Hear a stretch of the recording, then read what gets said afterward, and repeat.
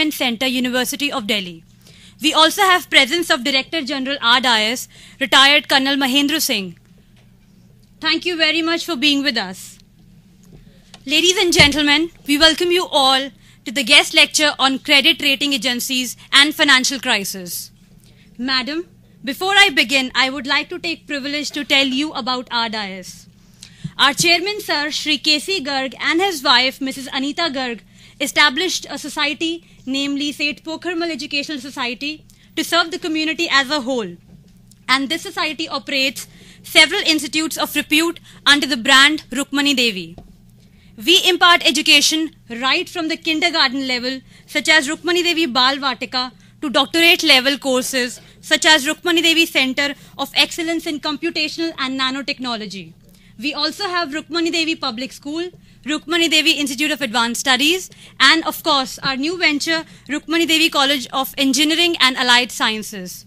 Madam, it's an honor for us to inform you that National Assessment and Accreditation Council, NAAC, has accredited its highest ranking grade A to RDIS. The coveted grade was awarded to the institute after an inspection by the peer group of the NAAC team, which visited the campuses recently.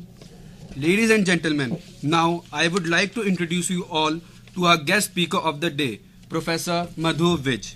She is a Professor of Finance in Faculty of Management Studies, University of Delhi, and has been associated with it for more than 35 years. She is also a doctorate from FMS. She has undertaken various projects and has published various research papers. She has written 6 books in financial management, financial and management accounting, and we also have all of her books in our book bank. Madam specializes in the area of international financial management, banking, corporate finance, financial markets, financial and management accounting. Madam, it shows that you have been pioneer in the field of banking and finance. Now, I would request Director General of RDIS, Colonel Mahendra Singh, to please felicitate ma'am. Please give a huge round of applause.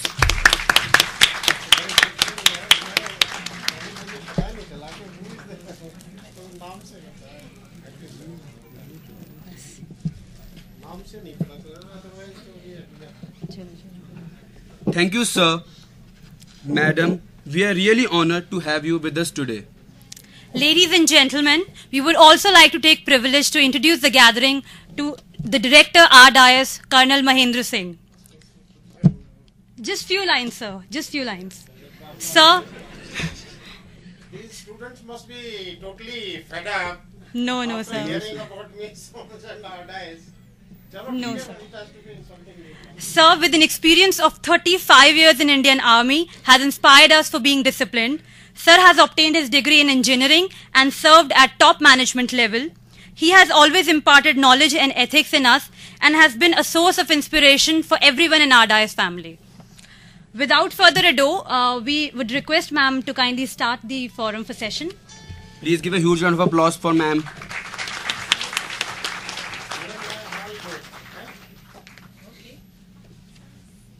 Sir, saying something? Sir has to speak or I can? I don't know how this is your show. I don't mind starting the lecture. You can't keep a professor too long sitting on that chair.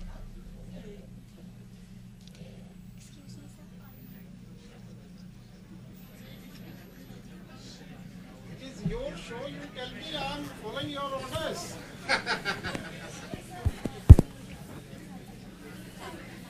Yes, then please start. Madam, I will like Concerns.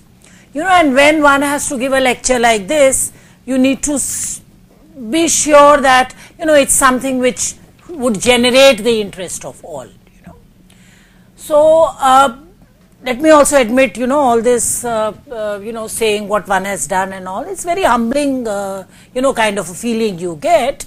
But yes, one has grown, one has learnt, and the kind of events which have unfolded in the last few years, or I would say in the last 3 or 4 years, have definitely been a cause of concern. It's been a cause of concern for a number of reasons. One, I still remember, you know, when this whole crisis was there, I was also looking after placements at FMS.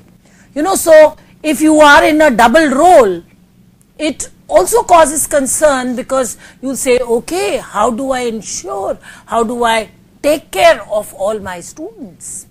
So one has tried to do a little more research, one has tried to do a little more analysis as to the why of it, and you know, what could be done, who was to blame, and also looking at the whole issue of the financial crisis from a financial perspective and from a non-financial perspective also. Let me also tell you, even before I start, that you know, when the crisis happened slowly, and we all were very fortunate because it did not really impact the Indian economy the way it did impact, you know, the West. And we were a little more cushioned. And let me tell you, we were cushioned because of the very reasons we were criticized earlier. You know, and what were these reasons?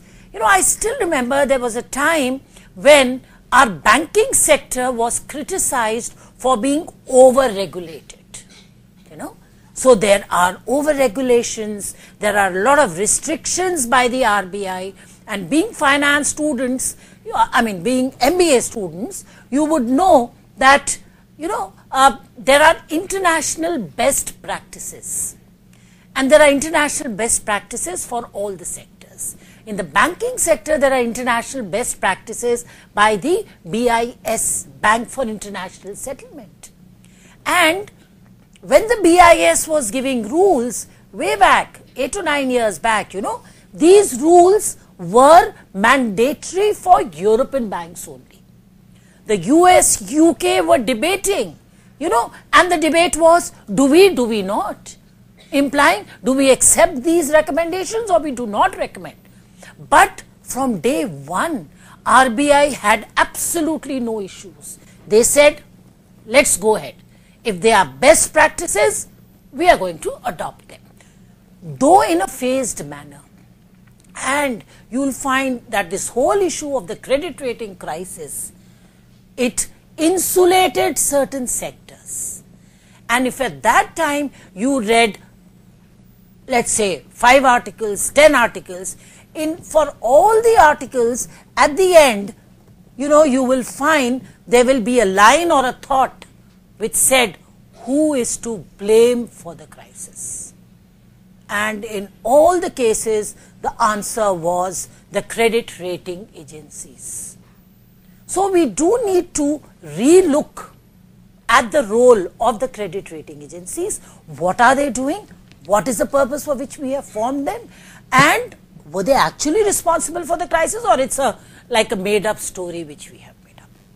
So what we are going to try and do today in this small interaction is, I'll give you the whole perspective of credit rating agencies, what they are supposed to do, and we can try and link it up to the crisis also. Okay. We have read a lot about the crisis, why the crisis happened, the kind of impact it had, you know, and being a professional institute, you know, you were impacted, not you, but your seniors. So the institutes have been impacted, and that is what forces us to go ahead. In fact, let me also add here that after the crisis, you know, there were lots of seminars and symposium at many schools. And you know why the business schools are having a symposium? Because somewhere they feel we are also to blame for the crisis. And I still remember this symposium at Wharton Business School, you know, where I read the proceedings of the symposium. One conclusion which the symposium had arrived was that we need to make our curriculum a little more proactive. We need to tune our curriculum to the requirements of the, let me put it as, uncertainty in the environment. And in all the suggestions, one important suggestion which came up was, let us have a risk management course in our discipline. Now, risk management in various forms, could be in the form of strategy, could be in the form of marketing, could be in the form of finance, could be in the form of HR or otherwise. So, the idea was that since we are training leaders for tomorrow, let us tell them a lot about scenario analysis, about an uncertainty analysis. You need to keep this as a backdrop. So, the scenario analysis need to be kept as a backdrop for you to understand and appreciate, this whole process of the credit rating institutions. Okay. So, this is one. Now, the crisis was due to various reasons. One of the important reasons was the securitization, wherein, in a simple terms, it was called bundling of securities, wherein all the securities were bundled. So, it was something like, let me give you a very simple example. If a bank lends a loan to 10 parties, out of these 10 parties, 6 are good and 4 are not so good, Now, what happens? The bank has lent money, it needs funds. So, it securitizes these loans. It sells them to somebody else. And for that, it gets something returned. Now, this selling of which was done in one bundle. So, you were not really segregating the good and the bad and the indifferent from the best ones. So, this is one little perspective which I thought I need to share with you. Now, credit rating agencies, if I ask you, when we talk of something like this, let us remember, and that is what I also would want you to appreciate at this point of time. Whenever you study certain areas like marketing, finance, HR or any other area, remember, we are not restricting ourselves to the domestic scenario. So, even without saying, when I talk about credit rating agencies, I am talking of both international and domestic. So, one is not only talking of the domestic credit. So, if I talk of the international credit rating agencies, what comes to your mind? What comes to your mind? Name a few international credit rating agencies. Standard and Poor, Fitch, Moody's. And if we talk about domestic credit rating agencies, what comes to your mind? CRISIL, ICRA, CARE. Now, these are the more recognized ones. Then there are other in the private sector also. Now, if we go back, I hope you won't get tired standing there because I am going to use that a little later, So, maybe we can put on the next slide. Okay. So, what actually one is trying to just emphasize here is Basel rules which need to be followed, etc., etc. Now, if I take you back, does anybody know the first credit rating agency which was started in India and when? Which was the first credit rating agency to be formed? And the reason? No? Okay, take a guess. CRISIL, ICRA, CARE. CRISIL. Yes. So, because we know that CRISIL has reached that standard. CRISIL was the first one to be started sometime in 88 or so. And when were the credit rating agencies started in the US? Much earlier than even 1970s. So, see, we have a lag defect.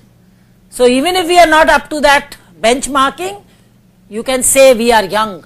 In fact, when we talk of credit rating agencies, we always say the sector is young, the industry is young. 87 was the first, 87-88 was the first credit rating agency, CRISIL. They started. Then we had 91, 92, your CARE and ICRA. And if you have read the history, which we don't want to go into details, each one of them have been sponsored by an RBI and an LIC and so on. Why we had the credit rating agencies? I don't know again if you remember the 91-92 Lloyd Finance controversy or the scam. If I talk about the Enron scam and the World.com scam, I'm sure you will recollect what have been these scams. But if we talk about the Lloyd Finance controversy scam in 91-92, you know, everything else immaterial. The important part of this scam was a lot of investors lost their money. You know, it's like some of the cooperative bank scams which you do. A lot of investors lost their money and the government gets concerned. If a lot of investors are losing money, you know, what is the role of a bank? The role of a public sector bank is to bridge the gap between the lenders and the savers. And if your public sector banks were to do this role, you will not need the cooperative banks and all the other banks you have. So this is the reason why the government can't even say no to the cooperative banks and the other banks, because they are bridging the gap or helping them to bridge the gap. So there was the Lloyd Finance controversy wherein a lot of investors lost their money. Why I'm giving names is you should go and key it in your Google. It should be your best friend now, you know. So, you know, as most of you would say, Mr. Google, any question, ask Mr. Google, you know. So you should key in and see what was the Lloyd Finance controversy. And the government, as I said, was concerned. So they said, we need to help the investors. Let me give you another example. You know what an IPO is? Yes? Yeah. Now, a lot of companies, public sector, private sector have come out with an IPOs recently. A Coal India comes out with an IPO. A Reliance comes out with an IPO. We all know about it. We are going to subscribe to the shares. Suppose it's an angel investor. Suppose you, 4 of you want to start a new venture after passing out from an MBA. I'm sure you would have heard. Subiksha and all of them have been started by IMA and other graduates. It doesn't stop anybody from opening. If it is a new venture and you want to raise funds, how do you raise funds? You need that respectability. You need somebody to give you that stamp of approval. Now, who gives the stamp of approval? The credit rating agencies. The credit rating agencies would look at the, the proposal and would give its rating. As of now, the rule is it is mandatory for all instruments to be rated. There is no choice. Earlier there was a choice, but now it is mandatory. It's a different story that you can't read the rating. You actually have to need a magnifying glass to read what the rating given is. And then there will always be something which is written at your own risk. Okay, that's there, but then it is a move forward. So the credit rating agencies, this was the reason, and the idea was to help the not so informed investors. And incidentally, it is reminding me, if some of you have been following the IPOs recently, are you aware of the term merchant banks? You're aware of the merchant. Who are the merchant banks? The merchant banks act like consultants. There is so much of work with an IPO that no company can come out with an IPO on its own. You need merchant banks.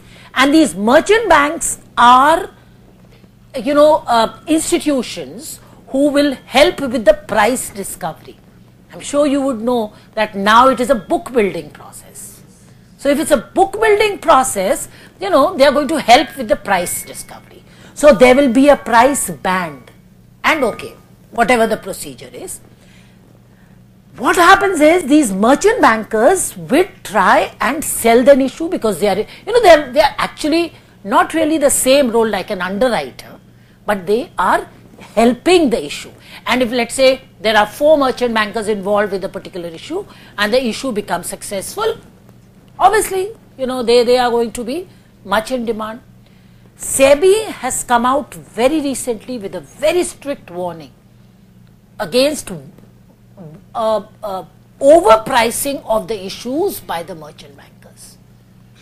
And that is also, something which needs to be looked into. And why I am trying to tell you all this is, these are all the recent scenario in the banking scenario.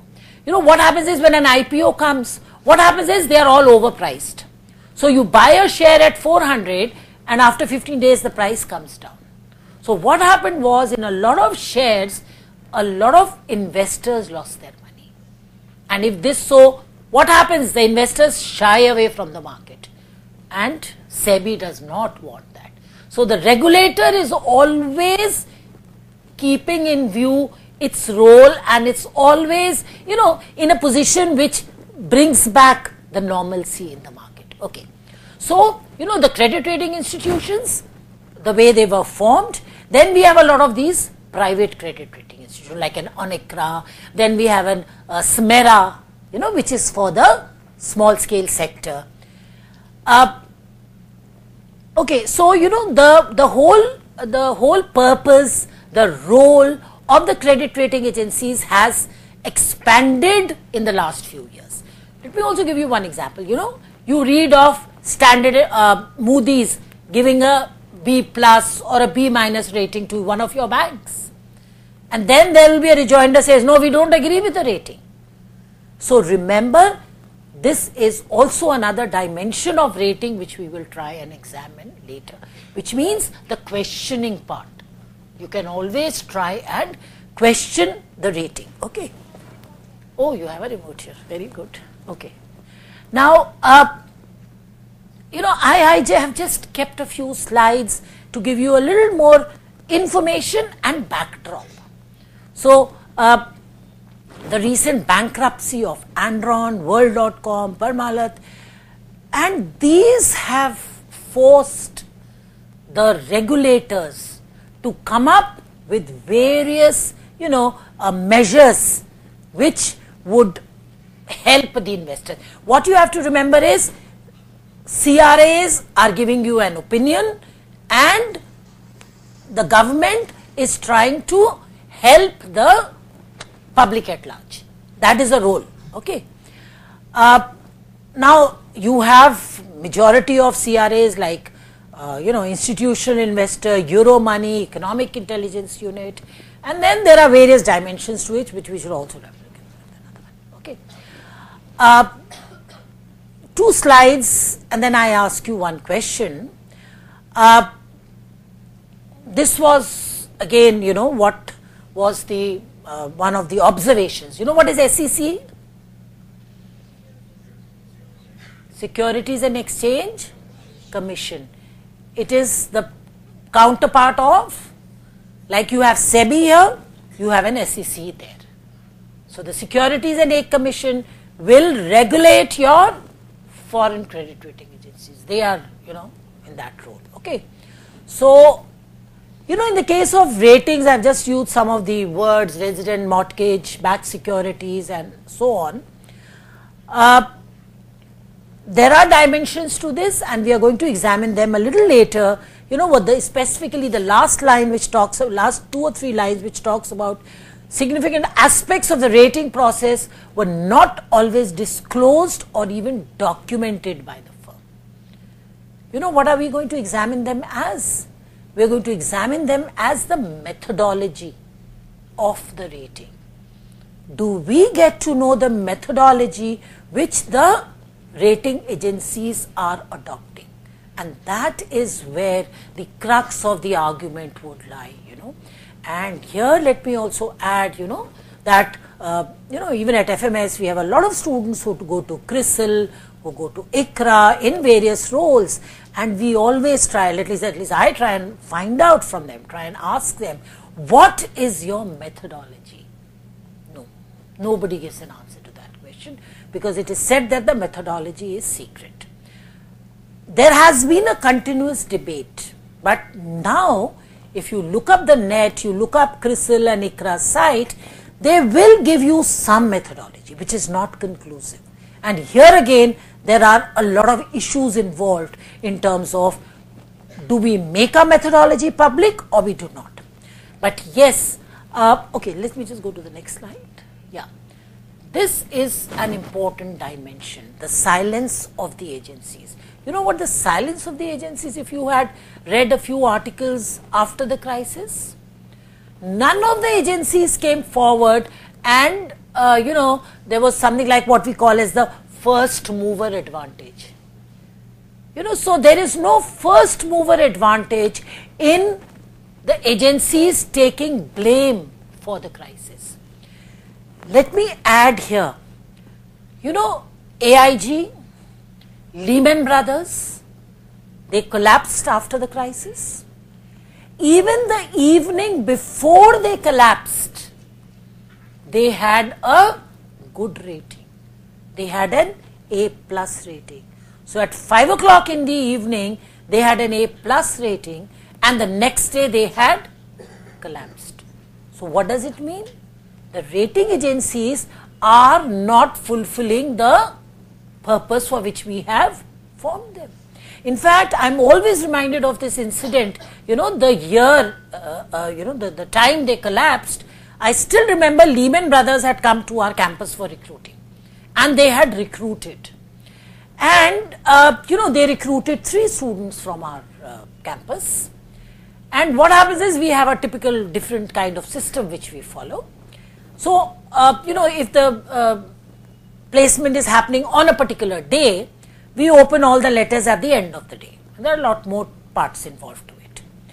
So, the Lehman Brothers gave an offer to 3 students, and that day only we had a Standard Chartered also, and there were 1 or 2 other banks. Standard Chartered, it just so happened that these 3 students were also picked up by Standard Chartered. And at the end of the day, when we opened the letters, the whole thing came in front of me. And when we interacted with the students, they all wanted to join Standard Chartered. I was a little disturbed, because as a placement advisor, if a company goes empty-handed with all the efforts, I'm sure they'd put in a lot of effort, they'd spend a lot of money, and they don't even get 1 person, they may just say, next time we're not going to come. So, but then there is a certain ethics also involved. So, you do give the choice to the student. So, fortunately, I tell you, probably some good sense, or God gave that good sense to us, that we did not force our students. Because if you force them, they are so mentally, at that time, they might listen to the professors also, some of them. So, so we did not force them. We said, you take your call, whatever you want. And see, after 6 months, it turned out a very, very right decision. Now, nobody could have forecasted it, because they were giving fantastic salary, there was this international offer, etc., etc., etc. Now, you need to recognize that it is easier said than done, because if you get a job and at the end of it you don't, I mean, it's really going to be difficult to cope up with a situation like this. So, in that context, the silence of the agency was something which was not taken very kindly. They said, why? Why should, all the agencies remain silent? And the issue was, nobody takes the blame. Does Standard & Poor take the blame? No. Does Moody take the blame? No. Then who is to blame? What is the investor getting out of it? Nothing. That is what you need to, emphasize. There is no first mover advantage, and that is why I am sure if you look up the net now, there are a lot of articles on rating the raters. They're rating the raters. So you have, but then is there an end to it? So that is what you need to think. So remember, all questions will not be answered. That is the learning, in the present crisis also. So when I talk of a scenario analysis, I'm going to explain it in different ways. And that is what, as MBA students, you should be able to appreciate. Yeah, can we go to the next one? But yes, they cannot remain silent forever. And let me also give you another example here. In the latest, which fraud can you recollect? Recent? Satyam? Okay. Who were the auditors? PwC. What happened? What happened to PwC? What was, what did the regulators say, or what happened? Were there some penalties imposed? Were there some punitive measures? Or they got scot-free? Whatever.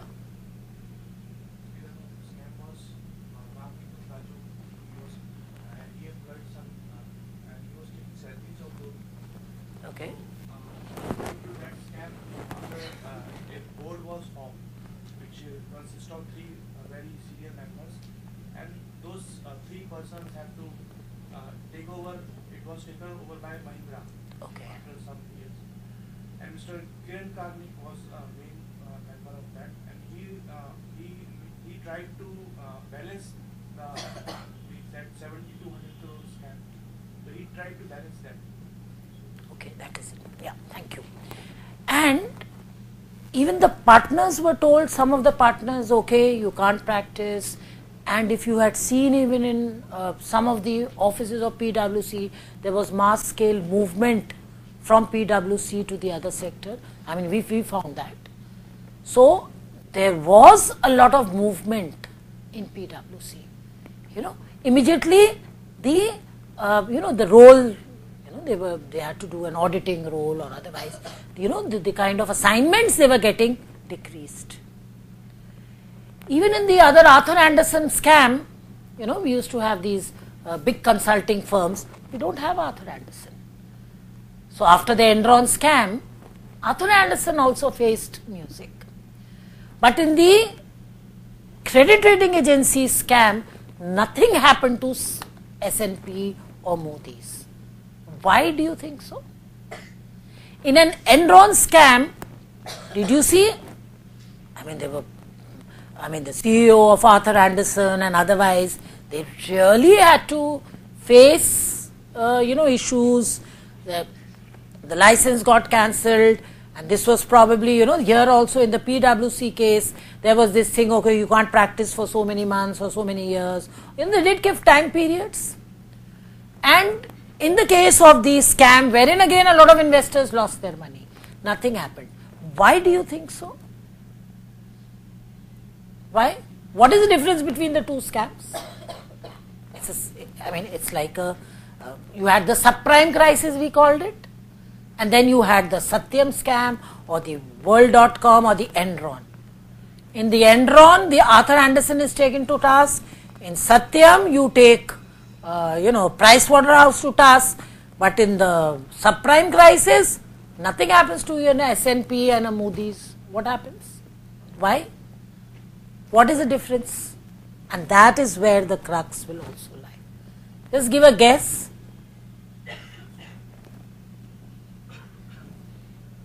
Change the slide also. Yes? What do you think is the reason? What is the difference between the two? Have you seen the annual report of any company? Yes? Who verifies the annual report? Auditors. And suppose there are problems in the annual report, what happens? Have you studied in some of your papers which say auditors is like a watchdog, and if he doesn't do this, these are the duties? But nothing happens to a credit rating agency.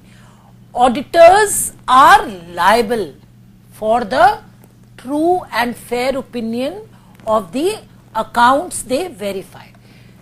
See, if you read this part, it says, a lesson from the crisis, do not blindly rely on the credit rating agencies. So, look at the kind of grading they have given, but then use your own judgment. And, when you say something like this, CRAs were blamed for their generous rating of dubious mortgage-linked instruments during boom. This is where we would try and build up the whole role of the credit rating agencies in the scenario in which we operate. The credit rating agencies, do you know how they operate? How it works? Like a CRISIL and an ICRA and a CARE? No? Okay. So let me put them as issues, and let us try and see if we can find out answers to these questions. And if you are not able to answer any of the questions, you should find out from me or look up the net, whatever is convenient to you. Okay. Okay. We'll go to the next slide. We can come back to this.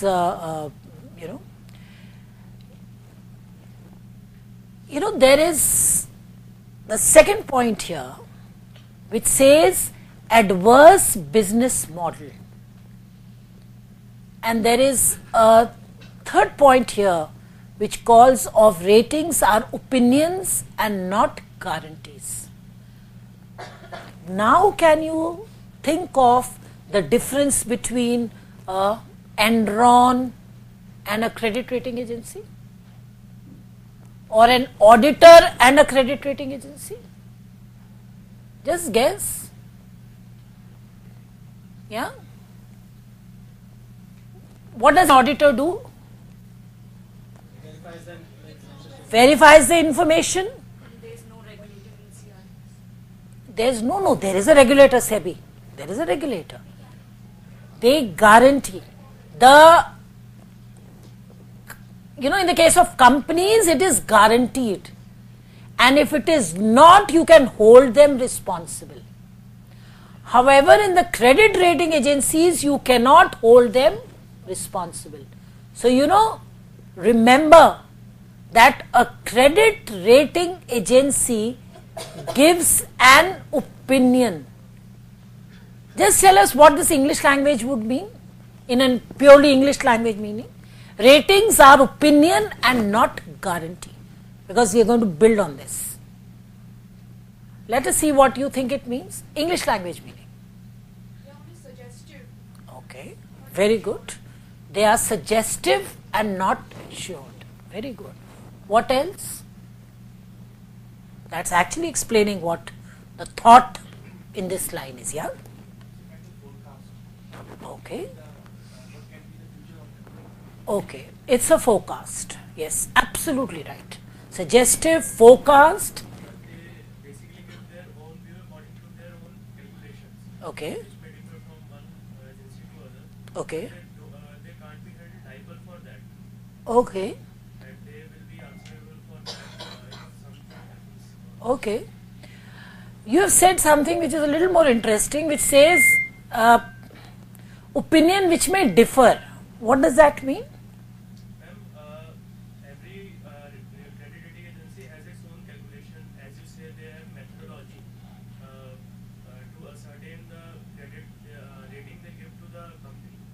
So it may differ from one company to other, because one company may take a particular perspective important, but the other company may take that it is not so important. So they basically differ in their credit rating. One may Okay. give A plus or other may give A rating. Okay.